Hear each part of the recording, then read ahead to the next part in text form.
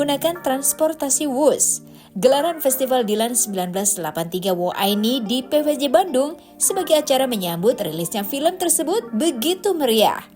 Para pemain, sutradara, penulis juga produser begitu antusias dengan gelaran yang dihelat pada hari Minggu lalu. Sebagai rangkaian dari festival ini, diantaranya gala premier film ini pun juga disambut begitu meriah oleh fans film Dilan dan juga para pemain yang menunggu kedatangan mereka.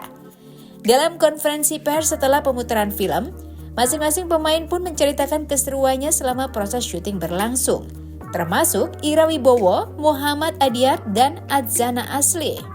Lantas seperti apa keseruannya? Kalau datang ke Bandung itu selalu seperti pulang ke rumah gitu, kayak ya disambut datang kembali ke rumah gitu loh. Jadi sangat spesial bisa. Dan tadi Mbak Ira juga sempat nonton juga. Seperti apa Mbak melihat? Gemes. Kalau Dilan yang udah remaja kan kayaknya nyeleneh gimana gitu. Kalau yang ini tuh udah nyeleneh juga gitu, tapi bener-bener bikin gemes. Kalau waktu pendekatannya pas lagi proses syuting gimana tuh bedanya? Ini gimana ya? Kan gini, kalau anak remaja itu kan memang dalam kehidupannya udah punya banyak kegiatan sendiri, ya kan? Nah kalau anak-anak kan mereka biasanya memang banyak sama orang tua, banyak di rumah. Jadi ini tuh akrab banget. Dan di antara mereka sendiri juga bener-bener yang mainnya tuh yang udah kayak sahabat dari kapan gitu.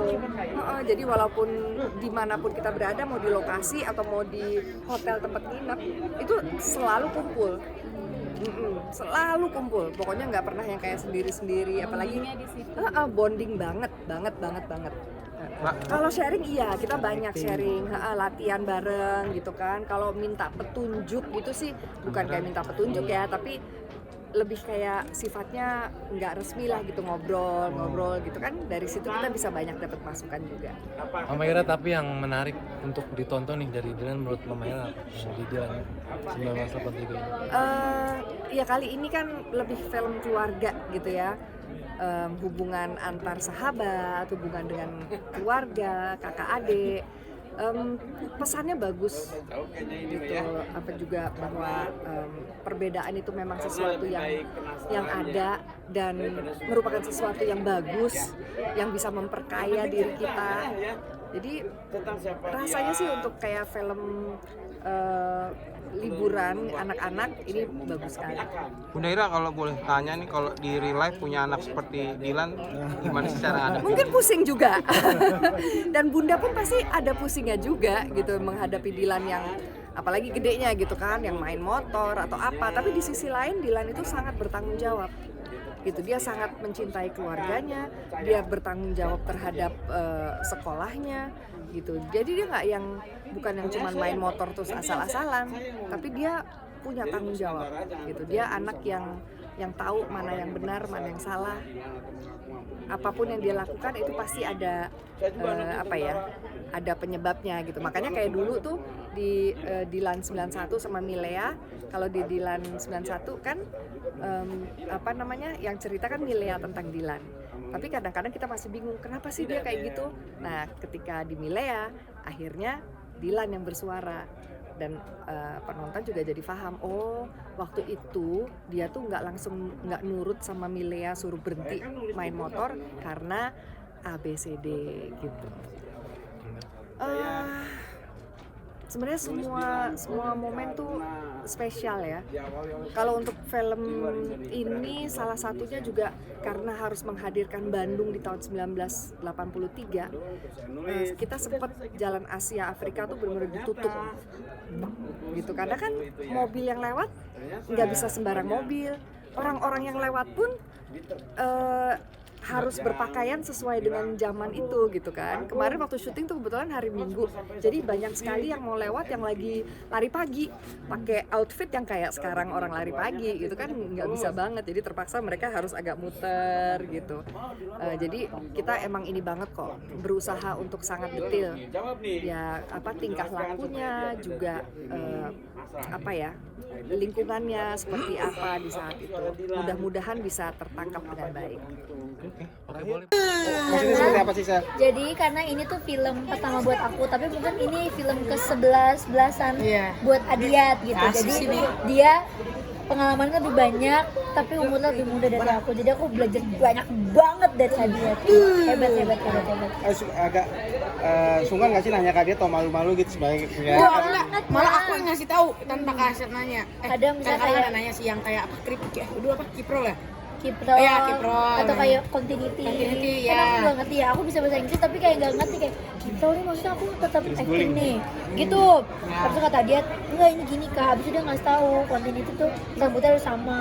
Terus art ya, orang art yang kita mau main petasan. Art itu cinta banget kita sama art. Apa namanya?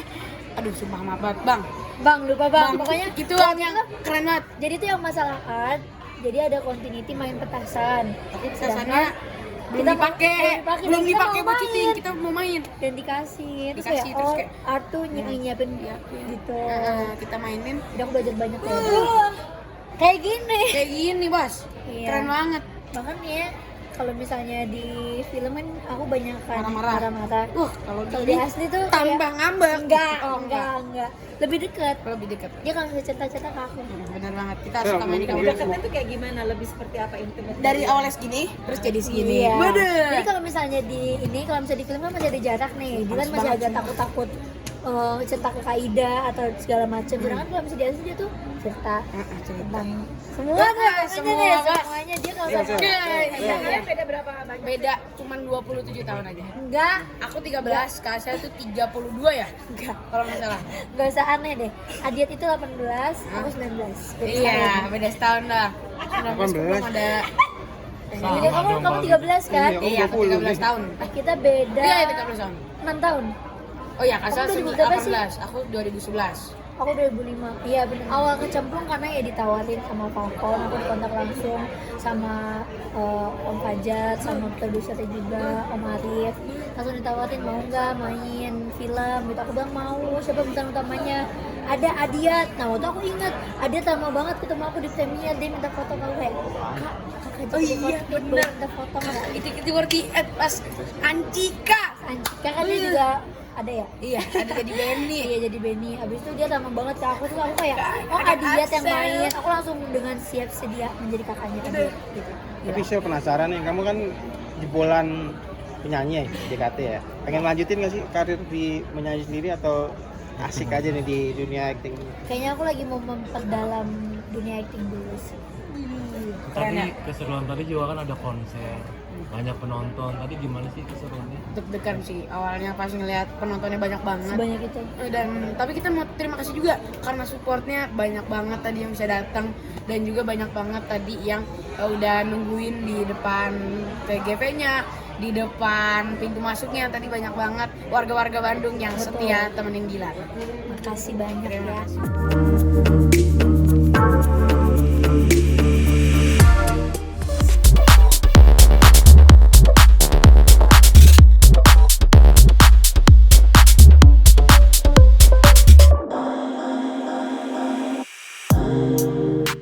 Beberapa waktu lalu, Billy Syahputra buka bisnis baru di cabang olahraga biliar.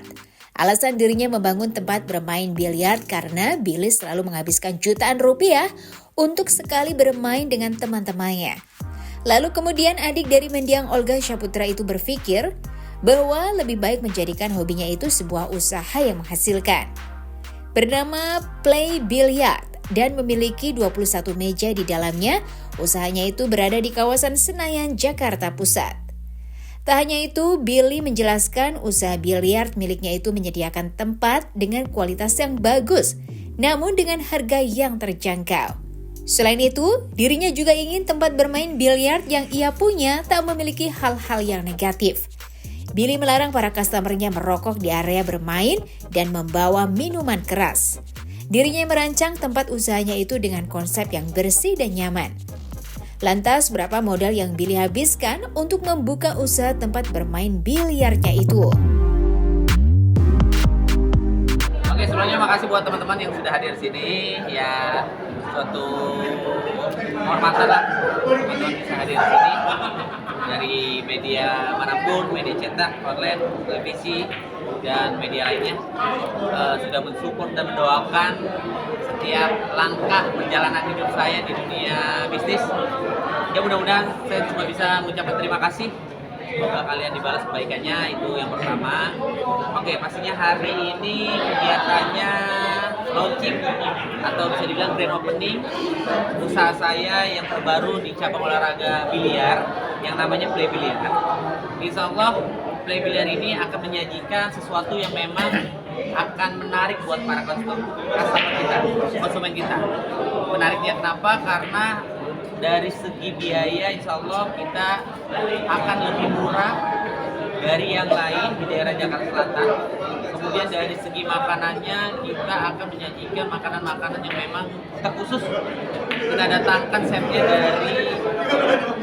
dari luar lah ya, gitu, luar angkasa. Kita memang menyajikan makanan yang memang kualitasnya enak dan murah meriah gitu.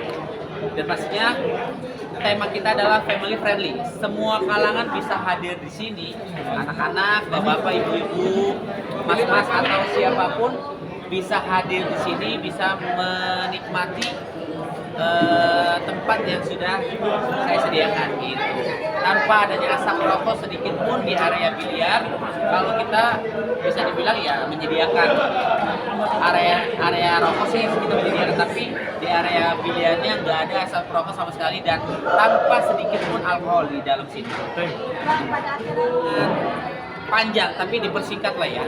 Singkat cerita, saya memang hobi dari SMP main biliar, bukan baru-baru ini. Kemudian sampai akhirnya saya pribadi main biliar tuh hampir setiap saat. Ke mall, main biliar. Habis main bola, main biliar. Pergi keluar kota, main biliar. Kemudian sampai akhirnya saya tuh udah mumet banget kan. Main biliar habis tuh kurang lebih 3 juta, 4 juta setiap saya main biliar. Ini sejujurnya ya. Karena saya juga bawa rombongan sih, maksudnya asisten rumah tangga, asisten pribadi gitu-gitu. Karena kan dari segi makanannya dan mainnya kita tuh main berjam-jam. Kemudian sampai akhirnya saya berpikir menghabiskan 3-4 juta ini real loh. Kemudian ya udahlah saya belilah meja biliar. Nih perjalanannya ya.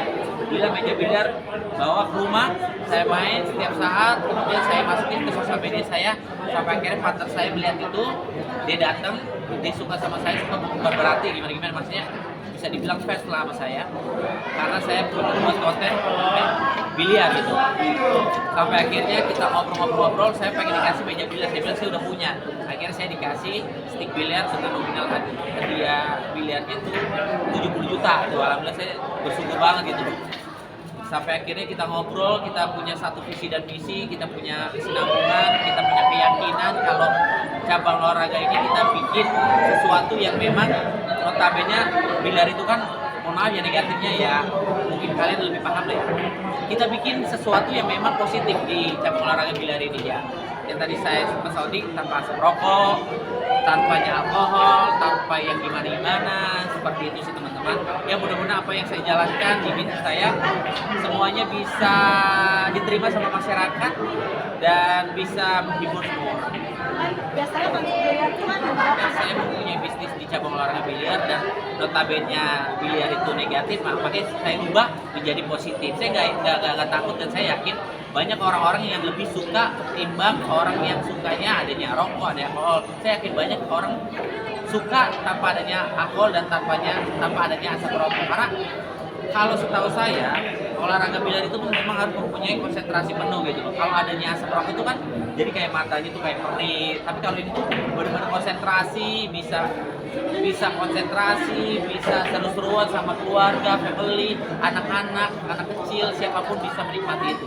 Gitu. Tapi kan kalau misalkan ada alkohol, orang bisa mabuk-mabukan, bisa rusuh, bisa berat. Karena gue pernah punya cerita waktu gue main di daerah Cipinang, gue main biliar itu ya Las Vegas gitu bahasanya, tempat biliarnya yang mabuk-mabukan segala macam. Sampai akhirnya orang berantem, kalau tunjukkan ada yang tusuk-tusukan segala macam. Ini real, saya pernah mengalami kejadian seperti itu, maksudnya melihat secara langsung.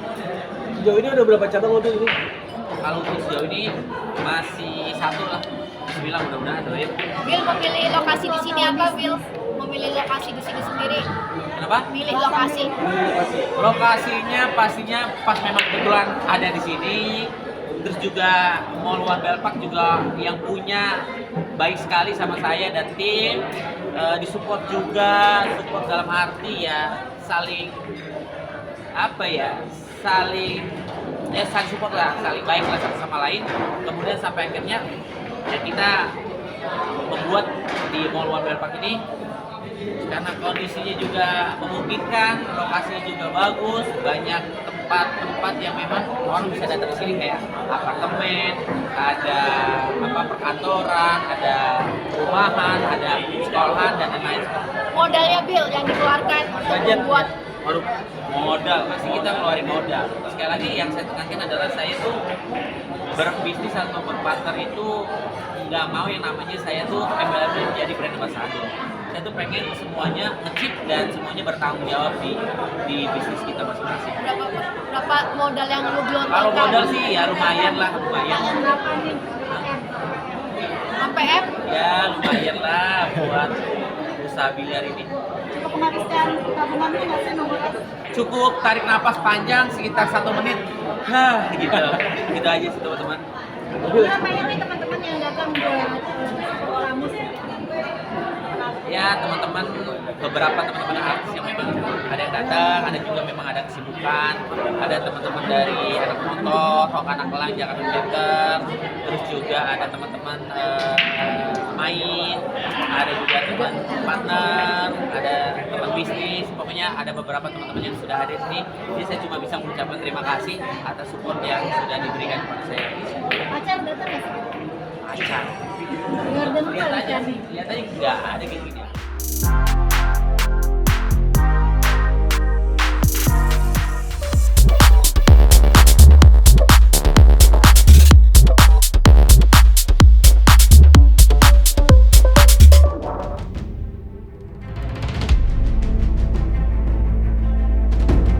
Idam Mase, pengusaha bidang F&B yang saat ini tengah menjadi anggota DPRD di Sulawesi Selatan. Kabarnya masih menjalani proses sidang perceraiannya dengan model sekaligus pemain film Catherine Wilson. Idam menjelaskan dalam persidangannya, dirinya harus memberikan nafkah sebanyak 100 juta per bulan selama 3 bulan dan memberikan nafkah Ida sebanyak 400 juta. Tak hanya itu, beberapa gugatan yang dilayangkan oleh Keket pun ditolak oleh hakim lantaran terbukti bahwa Idam selalu memberikan nafkah kepada Keket tiap bulannya. Selain itu, Idam juga meminta agar Catherine tahu diri dan mengembalikan mobilnya yang selalu dirinya pakai ketika ke Jakarta. Pasalnya mobil tersebut masih dalam proses angsuran dan telah menunggak selama 4 bulan.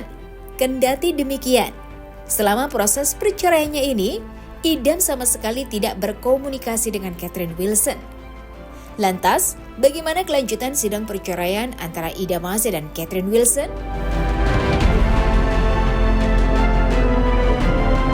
Hari ini sudah keluar putusan pengadilan.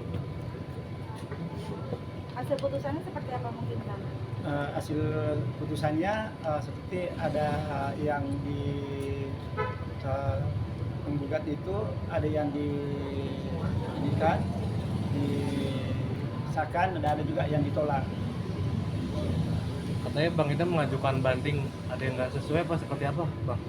Ya memang saya ajukan banding, hari ini juga saya ajukan banding, tanggal 10 Juni saya ajukan banding, karena saya ada yang merasa keliru hakimnya kasih putusan. Di poin apa tuh Bang kalau boleh tahu? Poin itu nafkah Ida sama Mutah. Oh, di poin nafkah. Apa anggap poin itu sebagai poin yang keliru? Saya anggap sebagai keliru karena terlalu Mutah kan itu sebenarnya cuma hadiah. Karena dikasih masuk di situ uangnya 400 juta, sedangkan itu kan cuma hadiah, karena hadiah itu kan berapa kemampuan saya itu yang saya bisa kasih. Ini terlalu besar Bang ya? Kalau menurut saya terlalu besar. Emang berapa Bang? Jumlahnya sendiri berapa Bang? Ya? Yang diminta oleh pengadilan berapa sih Bang? Yang di ini pengadilan dijatuhkan itu anunya 400 juta. Itu untuk Bang. Itu Mutah, ya. Idahnya? Kalau idahnya 300 juta. Tadi kalau 700 ya. 300 juta itu Iya. per 3 bulan apa per bulannya 300? 3 bulan. Per 3 Selama bulan. 3 bulan. Selama 3 bulan. Iya. Jadi 100 juta per bulan. Selain itu ada lagi Bang? Untuk nafkah selama saya sama-sama itu masa di lampau. masa lampau, nafkah lampau itu ditolak. Karena terbukti memang saya selalu kasih. Nah, Itu jadi yang itu ditolak permintaannya catering itu yang nafkah lampau. Itu yang besarannya 800 itu ya? Ya, yang 800 juta. Itu Nah, jadinya ditolak. berapa Bang? Ya, Itu jadinya berapa? tidak ada. Oh, tidak ditolak. ada. Iya. Jadi yang ini ada 2. Yang disahkan ada 2. Ibda sama Muta. Bang, itu bukannya lebih meringankan Abang sampai akhirnya Abang melakukan banding lagi tuh? Saya sih karena saya mau banding karena menurut saya itu berat. Karena kan itu cuma hadiah. Hadiah kan itu kan cuma berapa kemampuan saya dan saya mau bisa kasih ya itu saya kasih. Saya tidak bisa tentukan sebesar itu. Mungkin alasan dari pihak pengadilan mengajukan dengan nominal tadi sekitar 700 juta, ada alasannya nggak sih Bang? Ya itu karena ada Ibda 300 juta, Muta 400 juta. Jadi 700 juta semuanya. Itu bukan permintaan dari catering berarti ya Bang? Kalau permintaan dari catering saya tidak tahu berapa nilainya permintaannya. Cuma yang di ini itu yang 300 juta. Bang Ida, setelah ada hasil ini sudah ada komunikasi nggak? Jadi memang sudah putus komunikasi ya di saat Iya, proses perceraian ini? sudah tidak ada komunikasi, sudah putus komunikasi. Soal permintaan pengembalian mobil itu gimana Bang? Permintaan pengembalian mobil itu sebenarnya kan tidak masuk di gugatan. Berarti dia malu dong kalau dia tidak kasih kembali. Dia ngomongnya bilang hadiah untuk orang tuanya itu kan bukan, hadiah itu kan mobil saya. Itu kan mobil itu buat saya simpan di Jakarta, buat saya pakai kalau saya tinggal di Jakarta. Kalau saya lagi datang di Jakarta buat pakai di Jakarta. Oh, berarti Bang Ida memang tidak pernah mengasih itu sebagai kado apa seperti apa? Tidak pernah saya kasih. Tidak ada buktinya enggak? Tidak ada di perjanjian pranikah. Karena ada perjanjian pranikah tapi tidak ada bunyinya di situ. Tapi mobilnya sudah dikembalikan atau? Belum. Masih ada sama beliau. Jadi dalam banding juga akan dimasukkan juga Bang soal mobil itu atau gimana? Oh enggak, itu kan tidak ada di dalam ini. Langkahnya apa Bang untuk kembali mengambil mobil itu dari pihak Mas Idam? Ya langkahnya kalau dia tahu diri ya harus kembalikan. Apakah Bang sendiri akan memintanya atau Kalau saya untuk pergi ambilnya, tidak mungkin saya mau pergi ambil. mau inisiatif langsung dari Keketnya untuk mengembalikan Iya. langsung gitu? Bang masih merasa sedih nggak sih Bang? Maksudnya di momen ya udah untuk persidangan terakhir kalinya tidak bertemu dengan Kalau sosok masalah itu mantan saya istri. tidak merasa sedih, biasa-biasa aja. Lebih lega Bang ya setelah mendengar putusan. Ya memang sih kalau selama ada putusan saya alhamdulillah udah lega. Rasanya jadi udah aman kan, jadi tidak ada lagi saling ini. Ada yang mau disampaikan nggak Bang? Ke Keket gitu maksudnya kalau nonton apa? Ya saya disampaikan Keket ya, mudah-mudahan Keket kita bisa kita semua sehat-sehat. Jangan ada antara kita yang selalu menjelek-jelekan.